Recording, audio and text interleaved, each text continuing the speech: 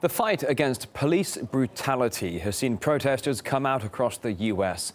Rallies against the heavy arm of the law were held in a number of cities.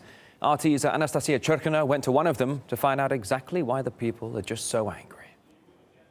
In New York and dozens of other cities across the U.S., a national day of protest to stop police brutality, repression, and the criminalization of a generation. This October 22nd marks the 18th time these people gather with a simple message. It's not a gentle thing how they treat us. They treat us like animals, and that's completely unwarranted. It's literally unwarranted. When something breaks through like Trayvon Martin, Ramarley Graham, or Sean Bell, it gets treated in the media like this is an isolated incident, something that rarely happens.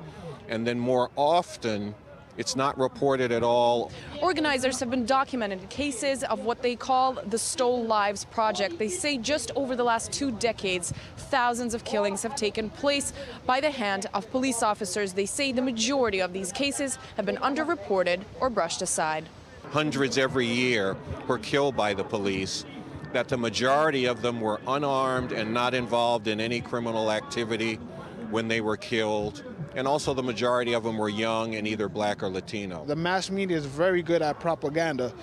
So a lot of people are under the impression that the people who are being stopped and frisked or who are being gunned down somehow are criminals. One of the major concerns for these protesters seems to be the lack of accountability when it comes to gun violence, police brutality, and even killings that occur under the hands of law enforcement. They say the justice system continues to neglect these cases of violence, thus not doing anything to improve the system and bring about real change. You have to go through hell and high water just to get a conviction of the officer, and what he's convicted for doesn't meet the crime that he's accused, and he winds up, if not being found guilty, even if he's convicted, he gets out on good behavior after serving minimal time. Activists and families of victims call police brutality in the U.S. a pandemic. They say, considering the United States lectures the rest of the world on human rights, it's time that it begin to follow its own example by not just words, but deeds.